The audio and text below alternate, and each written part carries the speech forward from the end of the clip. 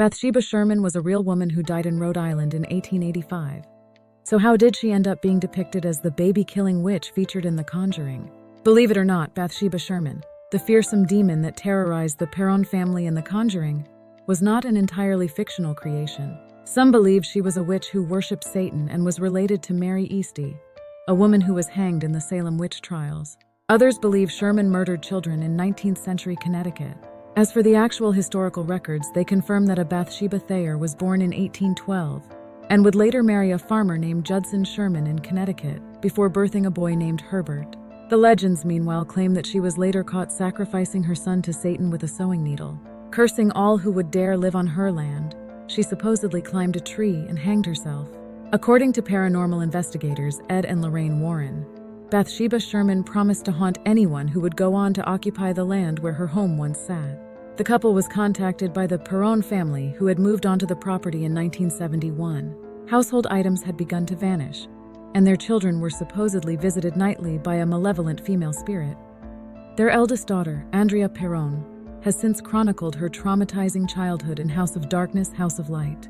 While skeptics say that the Warrens are mere profiteers of the unexplained, Perron has yet to waver from her story. But to separate fact from fiction when it comes to the true story of The Conjuring, one must return to the life of the real Bathsheba Sherman. The legend of Bathsheba Sherman. By all accounts, Bathsheba Thayer had a relatively contented childhood. She would grow into an envied beauty and tie the knot at 32 years old in 1844. Her husband ran a profitable produce business from his 200-acre farm in Harrisville, Rhode Island, but the community would soon see the newlywed wife as a threat. Bathsheba Sherman had been babysitting her neighbor's son when the young boy mysteriously died.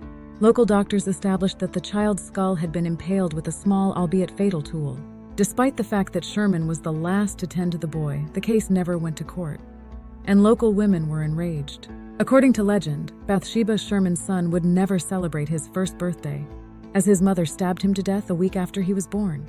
Her confounded husband is said to have caught her in the act and witnessed her vowing allegiance to the devil before climbing the tree she would hang from in 1849. While some claim they had 3 other children, no census records of this exist. Some remain convinced, however, that none of these siblings lived past 7. Ultimately, Bathsheba Sherman's story remains largely unsourced, while records confirm Judson Sherman died in 1881, with Bathsheba Sherman's tombstone in downtown Harrisville revealing her date of death as May 25, 1885.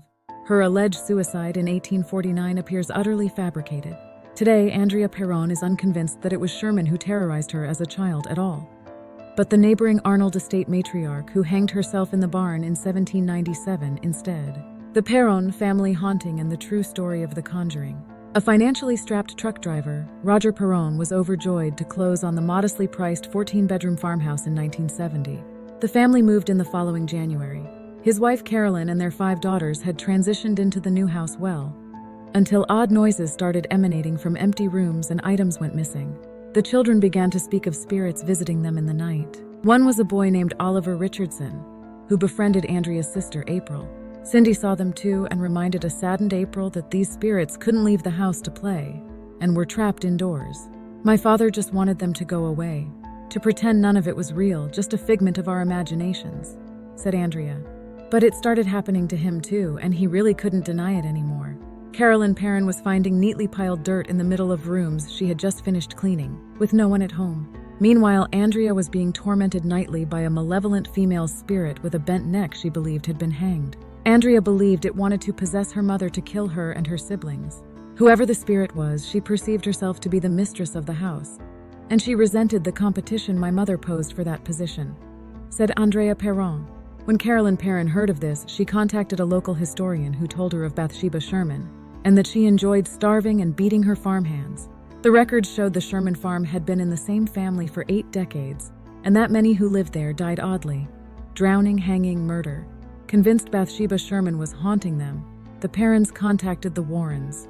A self-taught demonologist and self-described clairvoyant, Ed and Lorraine respectively, agreed with that assessment.